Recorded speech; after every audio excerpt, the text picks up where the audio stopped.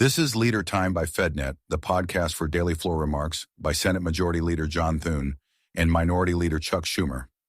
As the Senate looked ahead to budget reconciliation and the Congress to Memorial Day recess, Thune focused his remarks the 18th on May as Military Appreciation Month. The following material is protected by copyright. Mr. President, the month of May is dedicated to America's finest. We observed Police Week and Peace Officers Memorial Day last week, and the entire month of May is Military Appreciation Month. Armed Forces Day was Saturday, and next week we will observe Memorial Day and remember all those who have laid down their lives in America's service. Mr. President, it's an extraordinary thing they do, the men and women who sign up to join our military. They don't simply choose service, they choose a kind of service that may require them to sacrifice everything.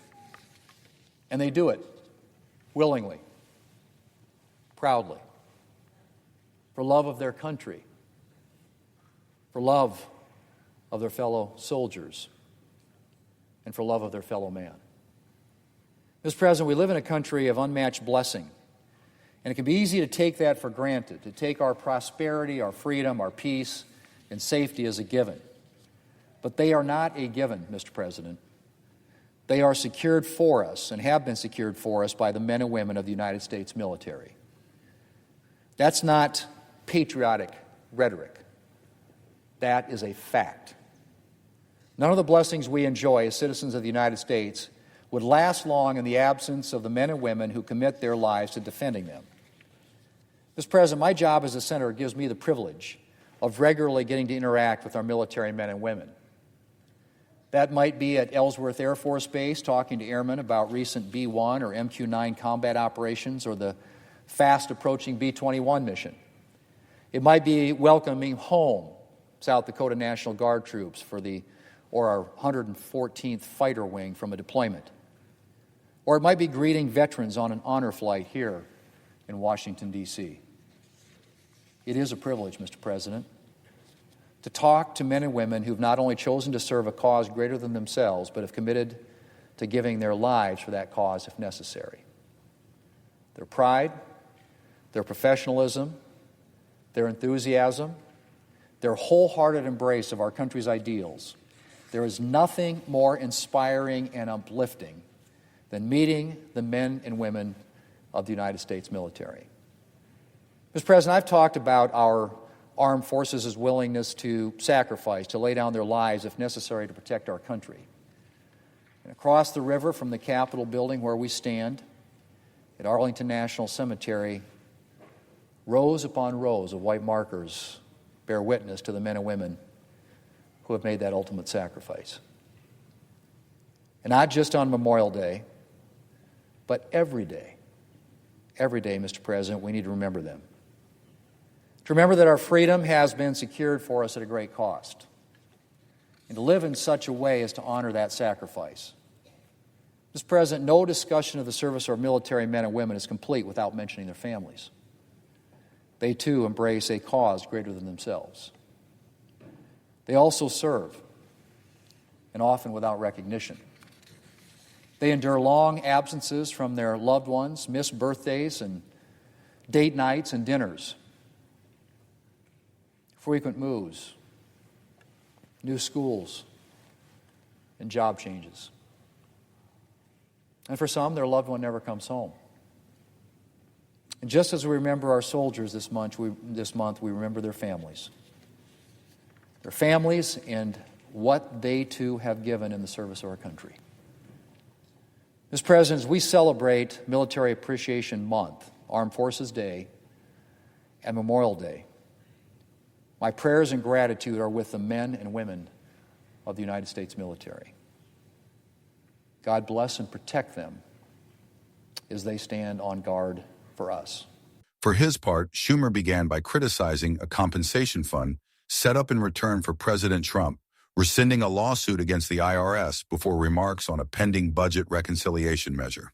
Well, let me first talk about this DOJ slush fund. As working families shorten their grocery lists, as they struggle to make ends meet, Donald Trump has added a nearly $2 billion slush fund for his MAGA allies and January 6th insurrectionists to his wish list of pet projects he wants to fund with taxpayer dollars. Of all the corrupt things Donald Trump has done, this MAGA slush fund at the Department of Justice is one of the most depraved.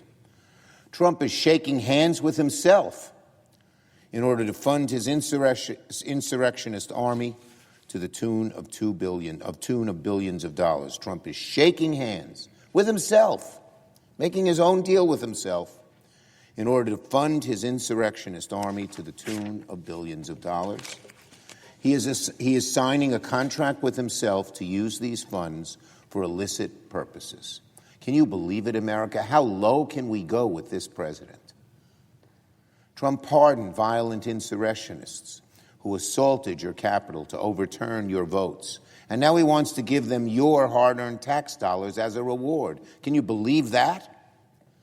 He's taking money out of your paycheck, America, and putting it into pockets of his cronies, criminals, and cop beaters. This settlement with the IRS is a farce. Trump sued his own government. He's the president, and he sued the government. He asked for $10 billion. The gall of this man. And then Trump's own Defense Department, with his own appointed attorneys general, settled with Trump. Trump settled with Trump. And now Trump gets a nearly $2 billion slush fund as part of that settlement. And what is he going to do with it? He's going to reward his own allies, loyalists, and insurrectionists. How crooked can it be? How perverted, how slanted, how far away from American ideals. No president, none, should be able to use the Department of Justice as a personal rewards program for the people who helped him attack our democracy. Again, America, he sued America for $10 billion. And then he settled with himself and said, okay, I'll settle for $2 billion, and then I can use that to aid my cronies. America, you're listening? What is this guy doing? We've never seen anything like this. Even in the worst and most corrupt administrations we've had, we've never seen anything like this. It's self-dealing, it's corruption, it's abuse of power, and it's happening in broad daylight. Where are our Republican colleagues when something so abysmal, so low, so degrading to what America is all about? Where are they? Shrugging their shoulders, whatever Donald Trump wants, let him do, even though we know what a bad human being he is. On cost reconciliation in the ballroom, the list goes on and on, Mr. President. As costs continue to skyrocket, Americans know exactly who's making their lives harder: Donald Trump. The new New York Times Siena poll this morning found that just 37% of Americans approve of Trump. Only 37% of Americans approve of Trump. It was low in January. It's now 4 points even lower. And only 28% of Americans, only a little more than 1 in 4 of Americans approve of Trump's handling of the cost of living. Trump's supposed high floor of approval is crumbling beneath his feet, unable to bear the weight of his complete disregard for the higher costs he is forcing on Americans every time they go to the grocery store, gas pump, or doctor's office. As Donald Trump keeps reminding us, he doesn't think about Americans' financial situation. He doesn't think about anyone but himself. Look at that. I don't think about Americans' financial situation. I don't think about anyone.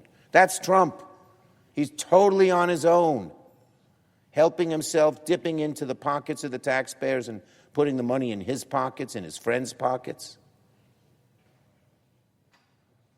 What a sad day for America it is that this man goes unchecked by almost everybody in his own party.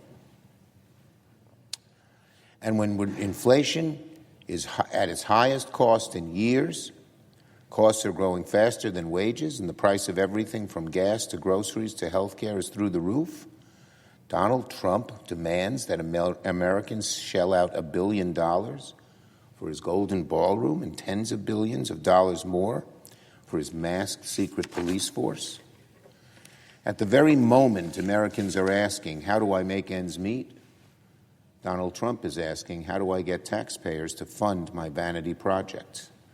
And as I mentioned, Senate Republicans, unfortunately, are going right along with him. Instead of changing course in the face of Americans' outcry, Donald Trump and Senate Republicans are doubling down on their ballroom. In the reconciliation birdbath over the weekend, Democrats successfully derailed Republicans' ballroom proposal. But now Republicans are scrambling to reinsert a new ballroom provision into their bill. Now Republicans are scrambling over what comes next, whether they try to shove the ballroom back in, hide it somewhere else, or quietly retreat, because Democrats exposed it. But either way, the point is clear. Republicans were ready to spend taxpayer dollars on Trump's vanity project while doing nothing serious to lower costs for families. Do you hear that, America? Republicans will not work this hard to lower your costs, lower your rent, lower your grocery bill.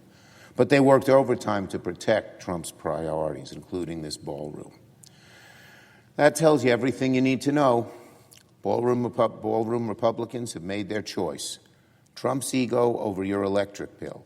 Trump's palace over your paycheck. Trump's priorities over your family's needs. And if Republicans are now running away from their own ballroom provision, good. They should. Democrats called the ballroom out, fought it, and made clear we would not let Republicans quietly stick taxpayers with the bill for Donald Trump's vanity project. But make no mistake, this reconciliation bill is still rotten to the core. Whether the ballroom stays, goes, or gets buried somewhere else, Republicans are still pushing a bill that does nothing meaningful to lower costs for families, while pouring tens of billions into Trump's extreme agenda. Democrats are going to fight this with everything we have. In the birdbath, on the floor, in vote-a-rama, amendment after amendment, vote after vote. We're going to force Republicans to answer a simple question. Who are you here to fight for? American families or Donald Trump's priorities? Democrats fight for families. Republicans fight for Trump. Iran. Over the weekend, Donald Trump told Iran, quote, the clock is ticking and they better get moving fast, or there won't be anything left of them. How can Donald Trump say the clock is ticking when he told the Senate the clock had paused when his war recently passed the War Powers Act 60-day threshold to either end hostilities or get congressional authorization? Over the weekend, a drone strike caused a fire on the edge of a massive nuclear power plant in the UAE, further proof that the fighting is anything but finished. Senate Republicans need to stop playing dumb and realize that this war didn't end at the 60-day mark and will not end until Republicans show some backbone and support Democrats' war power resolution to end the fighting. This week, Democrats will force an 8th vote on our war powers resolution to withdraw our troops from hostilities with Iran. I urge Republicans to support our war powers resolution, end the war, get the troops out of harm's way, or else Republicans will learn that the clock is ticking, not only on this war, but on their own political futures. And finally, on China. Donald Trump returns from his trip to China with virtually nothing to show for it, other than some photo ops. It seems to like photo ops more than making the world a better place. In exchange for a photo op with Xi Jinping, Trump cast doubt on America's commitment to supporting Taiwan, failed to secure any meaningful Chinese actions to stem the flow of fentanyl into America, allowed the Chinese party to continue owning American farmland, neglected to safeguard America's lead in the AI and semiconductor race, and did nothing to protect U.S. manufacturers from competitors in China. The American people don't care about Donald Trump's latest red card photo op with foreign dignitaries. They care whether he fights to defend their interests from the Chinese Communist Party.